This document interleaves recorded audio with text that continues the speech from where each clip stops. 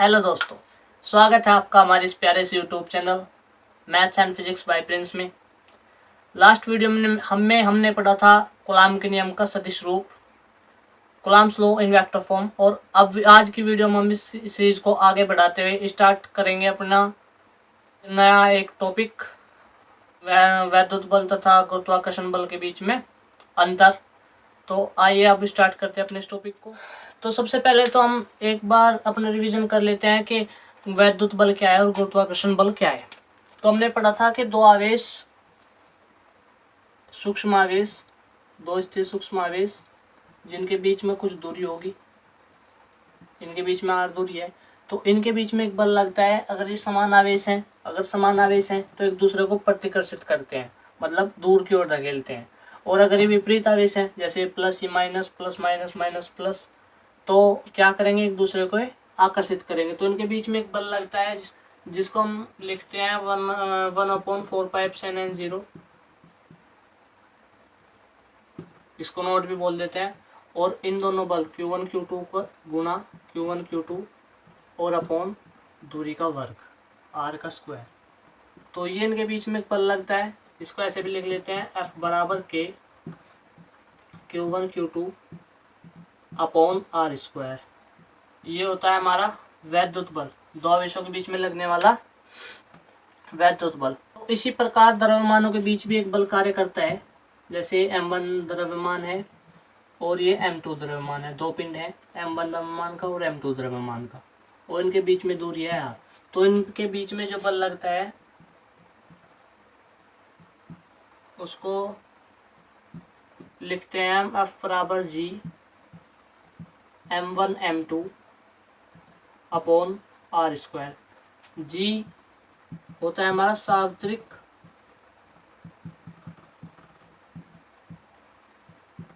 गुरुत्वाकर्षण नियतांक।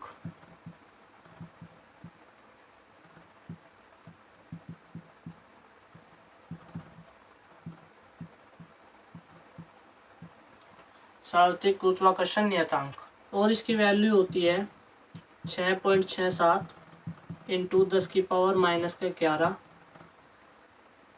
Newton metre square प्रति किलोग्राम स्क्वायर। ये होती है इसकी वैल्यू। तो दो आवेशों के बीच में लगने वाला बल F बराबर 1/4πε0 Q1 Q2 upon r square, और दो द्रव्यमानों के बीच लगने वाला बल F बराबर G M1 M2 upon r square. अब बात करते हैं इन दोनों बलों के बीच में क्या डिफरेंस है।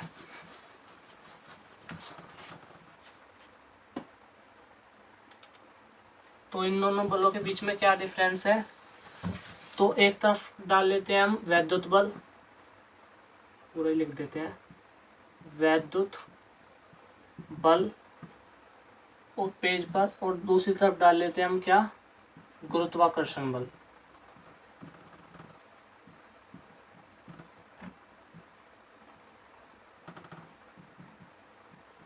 Gravitation force. तो जैसे हमने फॉर्मूला पढ़ा है, इसका फॉर्मूला लिख लेता हूं मैं। F बराबर यहीं पे शॉर्ट में K Q1 Q2 upon r square, और ये होता है बराबर G M1 M2 upon r square. ये भी हमने पढ़ा। तो पहला तो इसमें डिफरेंस क्या होगा, यही होगा कि ये दो आवेशों के बीच में लगता है और ये दो द्रव्यमानों के बीच में लगता है। तो वैद्युत बल दो आवेशों के बीच में लगने वाला बल है, यानी दो आवेशों के बीच कार्य करता है। ये हमेशा दो आवेशों के बीच में कार्य करेगा। और गुरुत्वाकर्षण बल दो द्रव्यमानों के बीच कार्य करता है। तो पहले तो डिफरेंस यही होगा कि दो आवेशों के बीच कार्य करता है और ये दो द्रव्यमानों के बीच कार्य करता है। अब दूसरा डिफरेंस ये होगा कि ये बल आकर्षण का भी हो सकता है और प्रतिकर्षण का भी हो सकता है। मतलब अगर आवेश समान है तो ये बल प्रतिकर्षण का होगा, वैद्युत बल, और अगर आवेश हमारे विपरीत हैं तो ये बल आकर्षण का होगा। तो ये आकर्षण का भी हो सकता है, आकर्षण की तरह भी कार्य कर सकता है बल, और प्रतिकर्षण की तरह भी।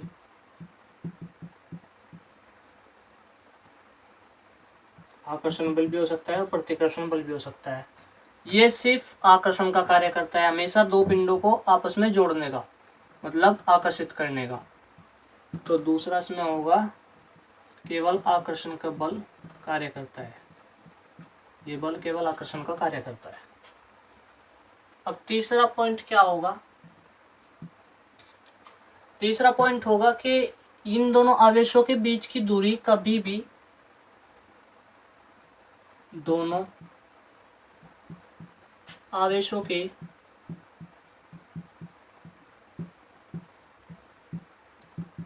बीच की दूरी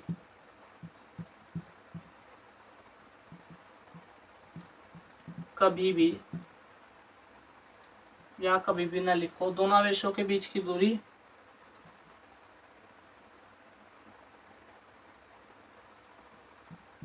(10⁻⁻15), मतलब 10⁻⁻15 मीटर से कम होने पर कार्य नहीं करता।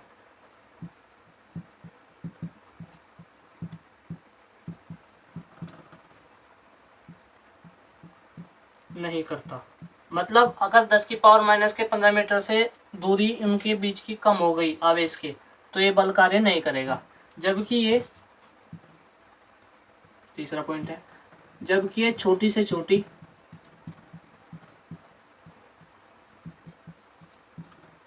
व बड़ी से बड़ी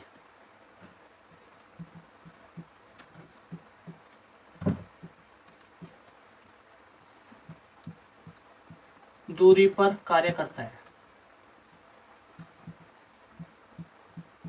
मतलब दोनों द्रव्यमानों के बीच में अगर छोटी से छोटी दूरी होगी तो भी कार्य करेगा, और अगर दोनों द्रव्यमानों के बीच में बड़ी सी बड़ी दूरी होगी तो भी ये कार्य करेगा, लेकिन ये 10⁻⁻15 मीटर से कम होने पर कार्य नहीं करेगा।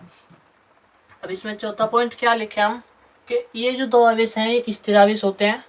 ये हमने आपको सीमा में भी लिखवाया था कूलाम के नियम की। और ये जो दो आवेश होते हैं बहुत ही सूक्ष्म आवेश होते हैं, मतलब ये बल सूक्ष्म आवेशों के बीच कार्य करता है। किसके बीच? सूक्ष्म आवेशों के बीच कार्य करता है।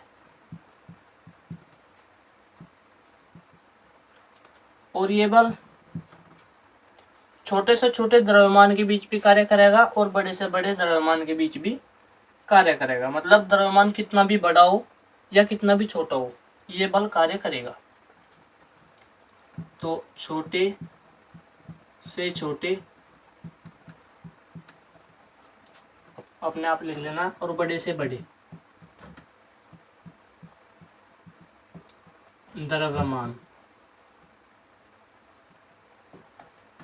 के बीच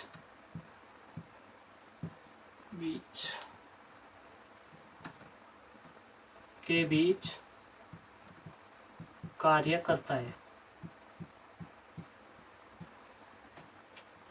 और इसका जो नेक्स्ट मतलब जो उसका लास्ट आता है, लास्ट अंतर जो आएगा इसमें, लास्ट डिफरेंस वो आता है कि ये आवेश माध्यम पर निर्भर करता है। माध्यम पर निर्भर करता है। क्यों करता है? क्योंकि इसके फॉर्मूले में ये जो के होता है, इसमें इसका जो के का मान होता है, कहाँ पे बताऊँ, यहीं पे बता देता हूँ, फिर रफ कर दूंगा। के का मान जो होता है वो होता है 1/4πε0 इंटू के। यहाँ पे मान लो यहाँ पे मान लो छोटा के, यहाँ पे बड़ा होता है और यहाँ पे मान लो छोटा के है। तो इस के का मान जो होता है, ये के जो है हमारा पैरावैद्युतांक है, ये हमेशा माध्यम पर निर्भर करता है। जितना माध्यम का पैरावैद्युतांक होगा उतना ही इसका मान घट जाएगा बल का। तो समझ में आ रहा होगा आपके कि k बराबर 1/4πε0 इंटू के का मान होता है, और के क्या होता है? माध्यम का पैरावैद्युतांक। तो इस कारण से क्या करता है, बल माध्यम पर निर्भर करता है। माध्यम का पैरावैद्युतांक बढ़ने पर बल का मान कम हो जाता है अपने आप ही, क्योंकि वो व्युत्क्रम होगा ना उसका। ये बल माध्यम पर निर्भर नहीं करता, माध्यम पर निर्भर नहीं करता। तो आइए एक बार और रिपीट करते हैं इसको। तो गुरुत्वाकर्षण बल तथा वैद्युत बल के बीच में अंतर, तो क्या अंतर है? पहला अंतर है कि दो आवेशों के बीच कार्य करता है, मतलब दो आवेशों के बीच कार्य करने वाला बल है, और ये दो द्रव्यमानों के बीच कार्य करने वाला बल है। इसका फॉर्मूला F बराबर K Q1 Q2 upon R square. इस K का मान मैंने आपको लिखवाया था, हालांकि मैंने थ्योरी में इससे पहले जो वीडियो है उसमें पूरा लिखवाया हुआ है। इस K का मान होता है निर्वात के लिए या वायु के लिए, वो होता है 9 गुणा 10 की पावर 9। अगर इसका मात्रक भी लिखूं तो न्यूटन मीटर मीटर स्क्वायर प्रति कूलम स्क्वायर, ये होता है इसका पूरा मात्रक। तो मैंने आपको पिछली वीडियो में, लास्ट वीडियो में कराया है अच्छे से।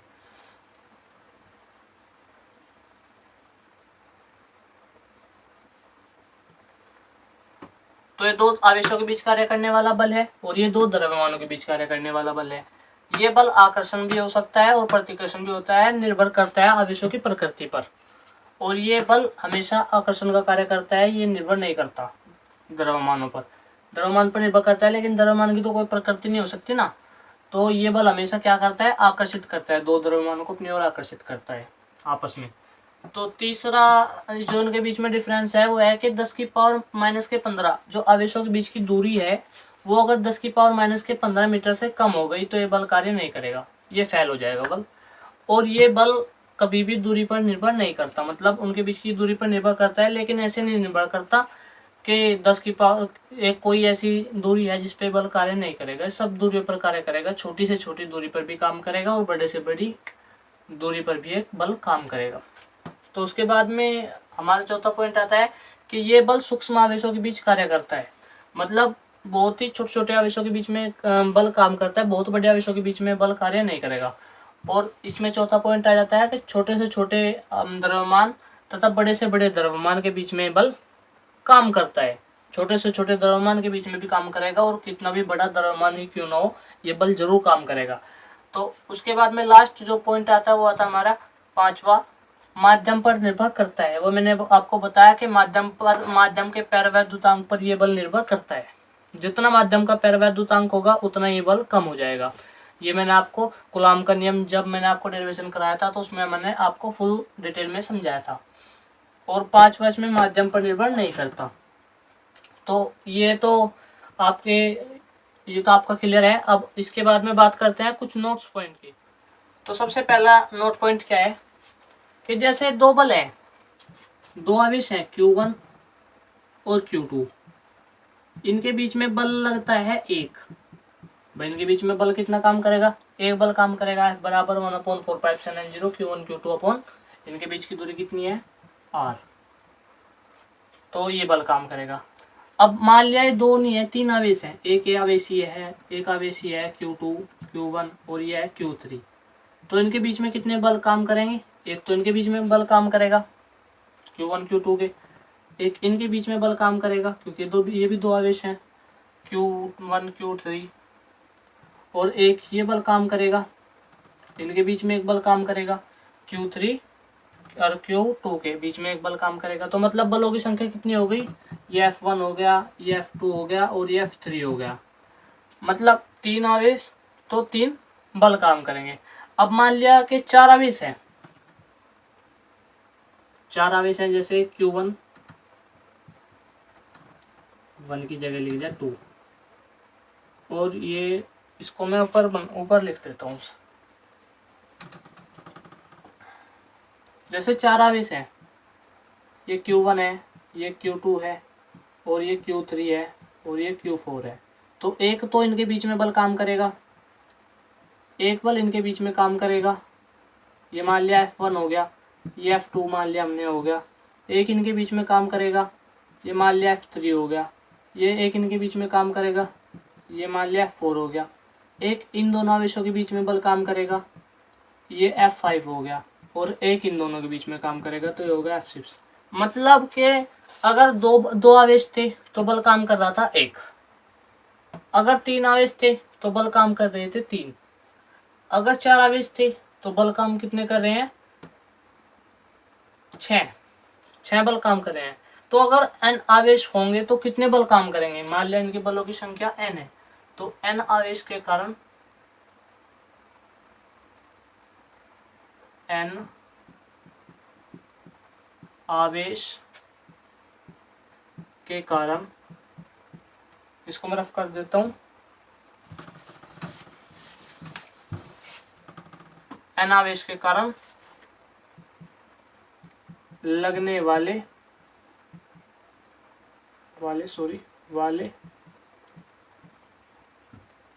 बलों की संख्या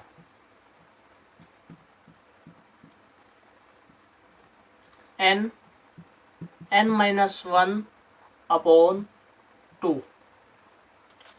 n-1/2 ये होती है हमारे इन आवेशों के बीच में लगने वाले बलों की संख्या। अब जैसे हमने देखा था कि 2 आवेश थे तो एक बल लग रहा था, तो अगर हम इसमें n बराबर 2 रखेंगे तो कितना हो जाएगा, 2 में से गया 1 और अपॉन 2, तो इससे कट गया तो 1। अब हमने देखा था कि जब 3 आवेश रखे थे तो कितना बल लग रहे थे, 3। अब देखते हैं चेक करके, तो n बराबर हमने रखा 3, तो 3 में से 1 गया 2 और बटे 2, 2 से 2 कैंसिल, 3। 4 आवेश थे तो 6 बल लग रहे थे। अब देखो n बराबर रखो 4, 4 में से 1 गया 3 और बटे 2, इससे कट गया 2 बार, 3 दूनी 6।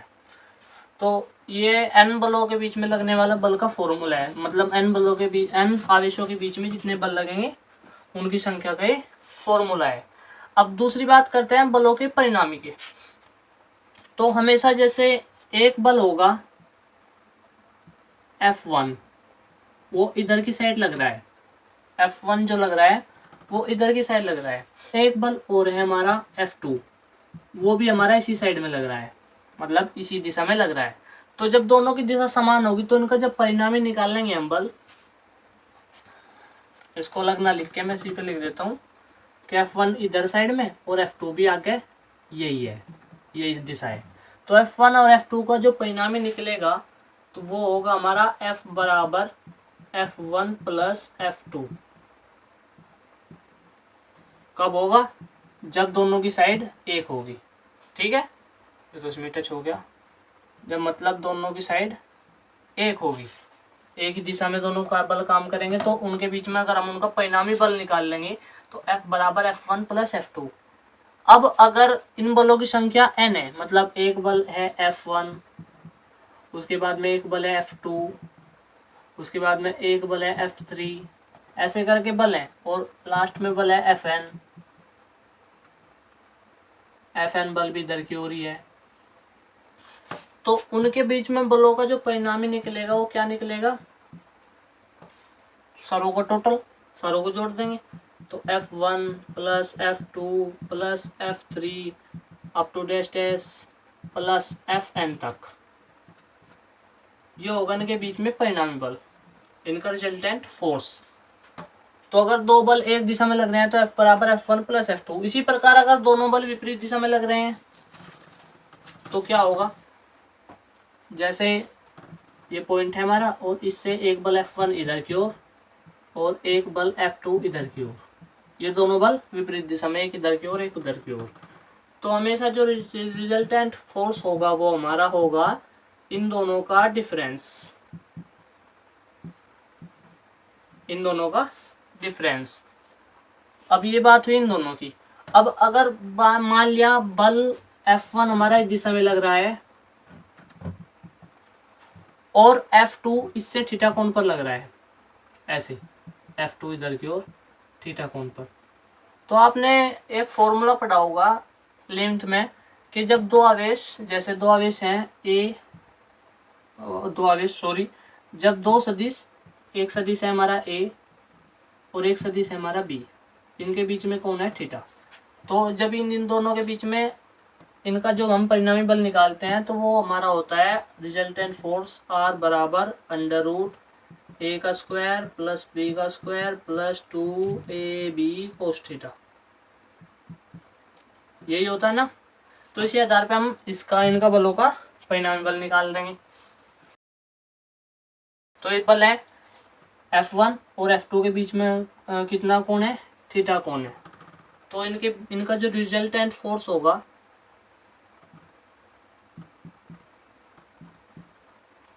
वो होगा हमारा यह, जब ये विपरीत दिशा में होंगे तो डिफरेंस, और समान दिशा में होंगे तो जुड़ जाएंगे। तो वो होगा रिजल्टेंट फोर्स होगा जब ये थीटा कोण पर होंगे, तो F बराबर अंडर रूट F1 का F1 कह रहे हैं, हाँ F1 का स्क्वायर प्लस F2 का square plus 2 F1 F2 cos theta. ये होगा इनके बीच में रिजल्टेंट फोर्स। अब जैसे मान लिया हमारा क्वेश्चन में आ जाए कि F1 लग रहा है हमारा इधर की ओर और F2 लग रहा है हमारा इधर की ओर। ये होगा F1 और ये होगा F2 और इनके बीच में कोण है हमारा 90 डिग्री का। तो इनके बीच में रिजल्टेंट कितना लगेगा, यहाँ पे थीटा की जगह हम 90 रख देंगे तो रिजल्टेंट फोर्स आएगा हमारा निकल के कितना, 90 रखने पर कोस 90 का मान कितना होता है 0। तो कोस 90 का मान 0, तो इस सारे की वैल्यू 0। भाई इस सारे की वैल्यू 0 हो जाएगी हमारी कोस 90 का मान 0 होने पर। तो हमारा सिर्फ कोस्ट में रह जाएगा, रूट में रह जाएगा F1 का स्क्वायर प्लस F2 का स्क्वायर। ये जब दोनों के बीच में थीटा कोण हो, और ये तब जब दोनों 90 डिग्री के कोण पर हो। ठीक है। अगर समान दिशा में है, F1 भी उसी दिशा में है और F2 भी उसी दिशा में है, तो F बराबर इनका रिजल्टेंट फोर्स होगा, जो परिणामी बल होगा वो होगा F बराबर F1 प्लस F2। अगर दोनों विपरीत दिशा में है, F1 इधर की ओर है और F2 उधर की ओर है, तो इनके बीच में एक परिणामी बल लगेगा, वो लगेगा F बराबर इन दोनों का परिणामी, F बराबर इन दोनों का डिफरेंस। और अगर दोनों बल थीटा कोण पर काम कर रहे हैं तो उनका जो रिजल्टेंट फोर्स होगा वो होगा हमारा नेट फोर्स F बराबर अंडर रूट F1 का स्क्वायर प्लस F2 का square plus 2 F1 F2 cos theta. और अगर दोनों के बीच में कोण हुआ 90 डिग्री, तो मतलब यहाँ पे कोस थीटा का मान थीटा की जगह हम रखेंगे 90 डिग्री। तो 90 डिग्री रखने पर कोस 90 का मान होता है हमारा 0, तो इस सारे की वैल्यू 0। अब इस सारे की वैल्यू 0, तो हमारा अंडर रूट में। अब इसके आधार पर न्यूमेरिकल बनते हैं जो कि आपके बोर्ड पेपर में पूछे जाते हैं, बोर्ड एग्जाम में आपके पूछे जाते हैं। तो आइए अब उन न्यूमेरिकलों को हम करने की कोशिश करते हैं। तो न्यूमेरिकल इसके आधार पर जो बनते हैं वो बहुत ही लेंथी होते हैं, मतलब बहुत ही लंबे होते हैं। तो उसके लिए हम बोर्ड का इस्तेमाल नहीं करेंगे, उसके लिए हम करेंगे नोटबुक का इस्तेमाल, क्योंकि वीडियो काफ़ी लंबी हो जाएगी हमारी बोर्ड पर, तो हम करेंगे नोटबुक का इस्तेमाल। तो आइए अब आपने स्टार्ट करते हैं अपने न्यूमेरिकलों को करना। इसके लिए मैंने पहले ही आपको न्यूमेरिकल अपना लिख दिया है, सॉल्व भी कर दिया, जिससे कि वीडियो ज़्यादा लंबा ना हो, आपका टाइम भी बच जाए। तो न्यूमेरिकल है हमारा, भुजा ए वाले वर्ग के चारों कोनों पर, वर्ग के कौन से कोने हैं ABCD में से प्रत्येक पर Q आवेश रखा गया है। मतलब वर्ग के चारों कोनों पर Q आवेश रखा गया है। बिंदु D पर रखे आवेश पर लगने वाला बल, तो इसमें हमें दिया गया है एक वर्ग जिसकी भुजा है A, मतलब प्रत्येक भुजा A है। तो ABCD एक वर्ग है, लो इसको ऐसे करके दिखा देता हूँ। ABCD एक वर्ग है जिसमें प्रत्येक की भुजा, इसकी भी A, ये भी भुजा A, ये भी भुजा A और ये भी भुजा A, तो प्रत्येक भुजा है इसकी A। तो उसका कर्ण कितना होगा, कर्ण होगा इसका A√2। पाइथागोरस प्रमेय से निकाल लेंगे, आधार भी एक लंब भी एक, तो ये निकलेगा हमारा A√2। तो A√2 A कर्ण और A√2 A कर्ण। हमें प्रत्येक पर रखा है Q आवेश, ये दिया गया है कि प्रत्येक पर Q आवेश रखा है प्रत्येक कोने पर, और हमें D पर लगने वाले आवेश के बारे में हमें चर्चा करना है कि अब D पर कितना आवेश, D पर रखे आवेश पर लगने वाले बल के बारे में हमें बात करनी है कि उस पर कितना बल लगेगा। तो उसके लिए सबसे पहले हमें जानना होगा कि सबसे पहले तो इसके 3 कोनों पर आवेश रखा है, तो इसके कारण भी इस पर एक बल लगेगा, इसके कारण भी इस पर एक बल लगेगा D पर, और C के पर रखे आवेश के कारण भी एक बल लगेगा। तो A पर जो आवेश रखा है Q, उसके कारण D पर बल लगता है FDA, मतलब D पर लगता है A के कारण FDA, वो लगता है इस दिशा में। और C पर रखता है, C वाले पर जो आवेश रखा है C कोने पर, उसके कारण डी पर बल लगता है FDC, मतलब डी पर सी के कारण बल वो लगता है इस दिशा में। अब जब हम इन दोनों का परिणामी निकाल लेंगे तो वो प्राप्त होगा हमें इस दिशा में, इनके बीच में, और इसी दिशा में परिणामी प्राप्त होगा, और इसी दिशा में हमें बी पर रखे आवेश के कारण डी पर रखे आवेश पर लगने वाला बल FDB भी हमें प्राप्त होगा इसी दिशा में। तो फाइनल जो हमारा परिणामी बल जो निकलेगा वो निकलेगा हमारा इन दोनों का परिणामी बल इस दिशा में, और उसका और FD का भी परिणामी बल जो होगा वो इस दिशा में होगा, यानी इन दोनों का हम फाइनल बल निकाल लेंगे। तो उसके लिए हम सबसे पहले क्या करते हैं, अब सबसे पहले हम ज्ञात करते हैं कि FDA कितना लगता है, मतलब डी पर ए के कारण कितना बल लगता है। तो आइए देखते हैं डी पर ए के कारण कितना बल लगेगा। तो फॉर्मूला है हमारा 1/4πε0 Q1 Q2 upon R square. अब इसमें Q1 है हमारा Q और Q2 भी हमारा Q, तो कितना हो गया 1/4πε0। Q1 Q2 की जगह Q आ गया तो क्या हो गया Q square upon A square, और ये किस दिशा में लगेगा हमारा AD की दिशा में, इधर की ओर।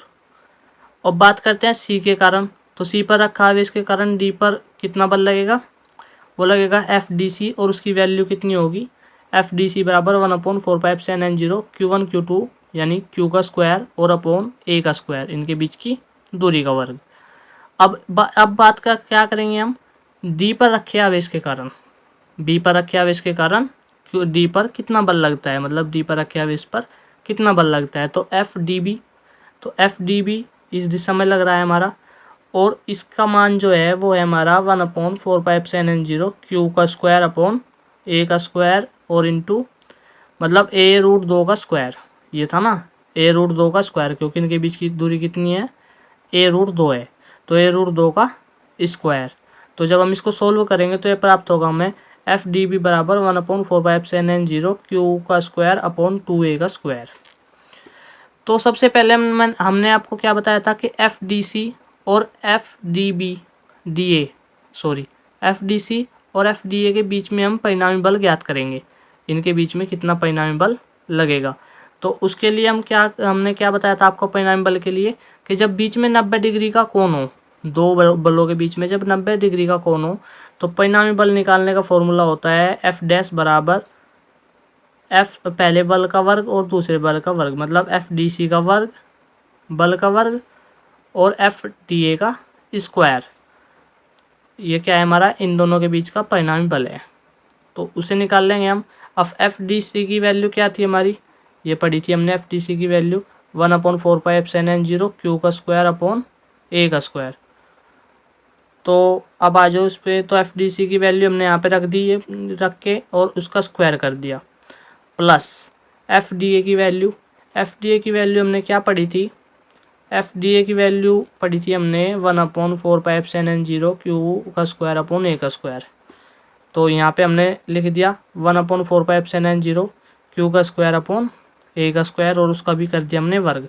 इन दोनों को जब हमने जोड़ा 1/4πε0 Q का स्क्वायर अपॉन A का स्क्वायर का वर्ग और 1/4πε0 Q का स्क्वायर अपॉन A का स्क्वायर का वर्ग, तो इन दोनों को जब हमने जोड़ा तो ये हो गया 2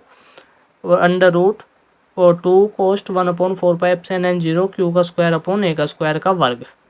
अब जब ये रूट हटा तो इसके वर्ग से रूट कट गया और इस पर रूट आ गया, तो F डैश बराबर √2 1/4πε0 Q का स्क्वायर अपॉन A का स्क्वायर वर्ग हट गया। तो ये हमें प्राप्त हुआ F डैश, इन दोनों का परिणामी FDC का और FDA का परिणामी F डैश, वो किस दिशा में प्राप्त हुआ हमें, इस दिशा में। और इस दिशा में हमारा एक बल और कार्य कर रहा है, वो है हमारा B के कारण लगने वाला बल D पर, वो भी हमारा इस दिशा में ही कार्य कर रहा है। तो इस दिशा में जब वो कार्य कर रहा है तो ये दोनों एक ही दिशा में होगी और ये एक दिशा में हो गए।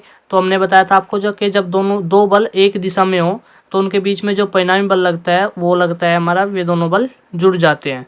तो F डैश व FD के बीच परिणामी बल जब हम निकाल लेंगे तो F फाइनल रिजल्टेंट फोर्स जो होगा हमारा, कुल परिणामी बल, कुल नेट बल, वो होगा हमारा F बराबर F डैश और FDB। तो F डैश का मान हम यहाँ से लिखेंगे √2 1/4πε0 Q का स्क्वायर अपॉन A का स्क्वायर। तो √2 1/4πε0 Q का स्क्वायर अपॉन A का square plus F D B की वैल्यू यहाँ पे थी हमारी, देखो ये रही 1/4πε0 क्यू का स्क्वायर अपॉन 2a का स्क्वायर। तो अब हम यहाँ पे लिख देते हैं 1/4πε0 क्यू का स्क्वायर अपॉन 2a का स्क्वायर। जब हमने इन दोनों को जोड़ा तो हमें दिखा कि इसमें भी है और इसमें भी है, मतलब इसमें से ये कॉमन आ रहा है। तो 1/4πε0 क्यू का स्क्वायर अपॉन a का स्क्वायर लिया हमने इन दोनों में से कॉमन, और इसमें बच गया √2 और प्लस इसमें बच गया 1/2।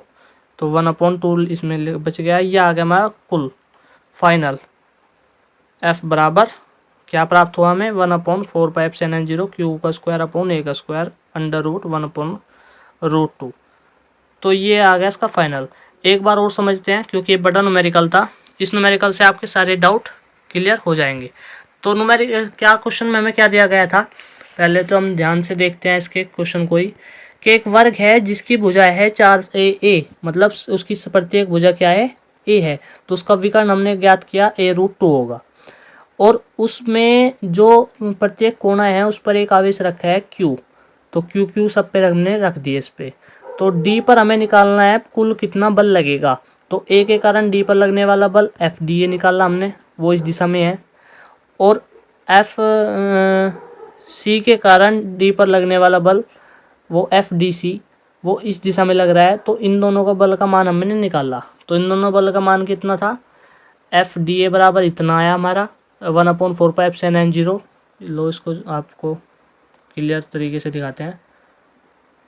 1/4πε0 क्यू का स्क्वायर अपॉन a का स्क्वायर। क्यू का स्क्वायर क्यों हुआ, क्योंकि Q1 Q2 का स्क्वायर होता है ना, तो Q1 की जगह भी Q और Q2 की जगह भी Q। तो ये हो गया हमारा FDA। इसी प्रकार हमने FDC निकाल लिया, इन दोनों के बीच में बल निकाल लिया। FDC वो इधर की ओर है और FDA इधर की ओर है, तो इन दोनों के बीच में हमने बल निकाल लिया। उसके बाद हमने क्या किया, B के कारण लगने वाला D पर बल निकाल लिया, BD और DB। तो FDB बराबर 1/4πε0 क्यू का स्क्वायर अपॉन इन दोनों के बीच की दूरी का वर्ग। तो इन दोनों के बीच की दूरी ये और इसका वर्ग। जब हमने इसको सोल्व किया तो FD बराबर 1/4πε0 क्यू का स्क्वायर अपॉन 2a का स्क्वायर। अब बात करते हैं इनके परिणामी बल निकालने की। तो सबसे हल्का तरीका है इसका परिणामी बल निकालने का कि पहले इन दोनों का परिणामी बल निकालो। तो हमने माना कि इन दोनों का परिणामी बल है F'। तो F' बराबर होगा, ये दोनों इन दोनों के बीच में 90 डिग्री का कोण बन रहा है। तो 90 डिग्री का कोण जब बनता है तो परिणामी बल कैसे निकलता है, √FDC का स्क्वायर, मतलब इस बल का स्क्वायर और इस बल का स्क्वायर। तो हमने ये रख दिया। FDC की वैल्यू हमने यहाँ से ली और यहाँ पे छाप दी, मतलब यहाँ पे लिख दी। और FDA की वैल्यू हमने यहाँ से ली, ये रही हमारी वैल्यू, और यहाँ पे हमने छाप दी। उसके बाद हमने क्या किया, अब √ इन दोनों कोष्ट को जोड़ा हमने, तो ये क्या हो गया हमारा 2 कोष्ट 1/4πε0 क्यू का स्क्वायर अपॉन a का स्क्वायर और उसका होल स्क्वायर। तो F' बराबर क्या हो गया हमारा, वो हो गया हमारा √2, मतलब हमने वर्ग घटाया तो इसके वर्ग से तो ये कट गया, अब ये बच गया √2। अब √2 हमने हटाया तो √2 बराबर 1/4πε0 क्यू का स्क्वायर अपॉन a का स्क्वायर, ये वर्ग घट गया इससे। तो अब हमने फाइनल में हमें अभी ये भी तो रह रहा है ना DB, इसका तो हमने परिणामी बल निकालना ही नहीं। तो F' लगा इधर की ओर और FD भी लग रहा है इधर की ओर। तो जब एक ही दिशा में लगते हैं तो ये दोनों बल जुड़ जाएंगे और परिणामी बल इनका निकल जाएगा। तो हम परिणामी बल निकाल लेंगे। तो F बराबर F' व FD के बीच का परिणामी बल, FDB के बीच का परिणामी बल, F बराबर F' प्लस FDB। F' की वैल्यू हमने यहाँ से लिख दी, यहाँ पे छाप दी ये पूरी की पूरी, और प्लस FDB की वैल्यू हमने यहाँ पे निकाली थी, यहाँ पे ये रही, यहाँ पे निकाली थी 1/4πε0 क्यू का स्क्वायर अपॉन a√2 का स्क्वायर। इसको हमने यहाँ से निकाली थी और हमने यहाँ पे छाप दी। उसके बाद में हमने इसमें से 1/4πε0 क्यू का स्क्वायर अपॉन a का स्क्वायर कॉमन लिया, तो इसमें बच गया √2 और इसमें बच गया 1/2। तो ये हो गया हमारा फाइनल। आई होप आपके क्लियर हो गया होगा कि परिणामी बल किस प्रकार से निकाले जाते हैं, और इस प्रकार इन पे जो रिजल्टेंट आता है वो हाईएस्ट ऐसे ही न्यूमेरिकल देता है। बस ये आपको बड़ा न्यूमेरिकल करा दिया मैंने एक ही, कि आपको वीडियो अगर अच्छा लगा हो तो उसे प्लीज़ लाइक करना, चैनल को शेयर कर वीडियो को शेयर करना और चैनल को सब्सक्राइब कर बेल आइकन को जरूर प्रेस कर देना, जिससे कि आपको सबसे पहले नोटिफिकेशन मिल सके नेक्स्ट वीडियो का, क्योंकि आपको इस चैनल पे ऐसी पढ़ाई से संबंधित वीडियो मिलती रहेंगी। और अपना फीडबैक ज़रूर दें, कमेंट ज़रूर करें, जिससे कि हमें पता चले कि आप क्या चाहते हैं, आप किस प्रकार का कंटेंट लेने वाले हैं। तो आज की वीडियो में यहीं तक। अब मिलते हैं नेक्स्ट वीडियो में, तब तक के लिए bye, take care, keep smiling, keep practice, bye bye.